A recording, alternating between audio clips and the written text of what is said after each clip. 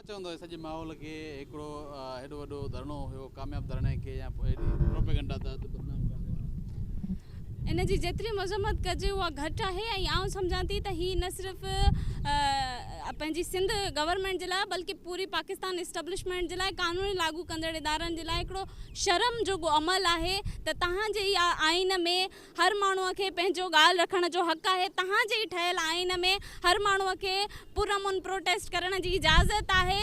उन ते तव्हां हेॾो वेशाणे तरीक़े सां जेको आहे सो इन धरणे खे नाकाम करण जी कोशिशि कई आहे। ऐं हैरत थी अचे त उहे माण्हू जिन बल्दिया में 500 माण्हुनि खे ज़िंदा साड़े छॾियो, उहे माण्हू जिन रोडनि ते वकील मारे छॾिया, उहे माण्हू जिन बोरियुनि में बंदि थियल लाश ॾिना, उहे अॼु सिंधी माण्हुनि जे ख़िलाफ़ प्रेस कॉन्फ्रेंस पिया कनि, उहे अॼु सिंधियुनि माण्हुनि खे दहशतगर्द साबित करणु पिया अचनि। आउं चवां थी त उन्हनि खे शर्म अचणु घुरिजे ऐं आउं हिन मीडिया जे तसलसल सां उन्हनि खे बि वार्न करणु चाहियां थी त अञा बि वक़्तु आहे या मुहाजिर वारी हरामपाई छॾे करे अगरि सिंध में रहणु चाहियो था त तव्हांखे सिंधी थियणो पवंदो। अगरि तव्हां सिंधी थियो था त असांजा ॿाहिरि आहियो, न त तव्हां जहिड़नि खे असां अॻ में बि धूड़ चटाई आहे ऐं हाणे बि धूड़ चटाइण ॼाणियूं था।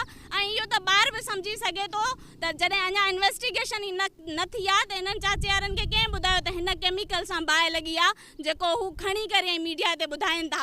सो असां हिन सॼे जेको बि वाक़ियो थियो आहे हुनजी मज़म्मत करियूं था ऐं इहो बि ॿुधाइणु चाहियूं था त असां ट्रिगर न आहियूं। तव्हां ॾिठो हूंदो उहे जेके 2 ॾींहं खां बुख ते हुया, उहे जिन ते टार्चर कयो हुया, उन्हनि जा जज़्बा अॼु बि मज़बूत आहिनि, उहे अॼु बि पुरअमन आहिनि ऐं उहे अॼु बि पुरएतमाद ऐं जेको आहे सो इन शइ ते यकीन रखनि था त असां मुतहद आहियूं। ऐं जॾहिं बि सिंध जी ॻाल्हि ईंदी त सभु सिंधी मुतहद आहियूं, चाहे पोइ उहो कहिड़ी बि पार्टी जे सां तालुक़ु रखंदो हुजे, चाहे उहे कहिड़े बि झंडे जे हेठां बीठो हुजे, पर जॾहिं सिंध जी ॻाल्हि अचे थी त सिंधी मुतहद आहिनि। ऐं हाणे ड्रिजो उन ॾींहं खां जॾहिं असां तव्हांजी गिचीअ ते पहुचंदासीं। सलमान कुरैशी ते टार्चर करे जेको इहो छा तहरीक खे कमज़ोर करणु या जेके माण्हुनि खे डिॼण ख़ौफ़ हिरास ॾिसो, इहो इन्हनि जो शुरूअ खां वठी हिकिड़ो पुराणो तरीक़ेकार रहियो आहे। 2 ॾींहं खां पोइ अगरि तव्हांखे गिरफ़्तारी ज़ाहिर करणी त तव्हां उन ॾींहुं बि करे सघो था। त इहो त सौ सिधो हिकिड़ो अमल आहे त उन्हनि खे मेंटली ऐं जिस्मानी टार्चर सिर्फ़ु इन जे करे ॾिनो वेंदो आहे ताकी उन्हनि में ख़ौफ़ पैदा करे सघिजे, उन्हनि खे उन्हनि जे मक़सद तां हटाए सघिजे।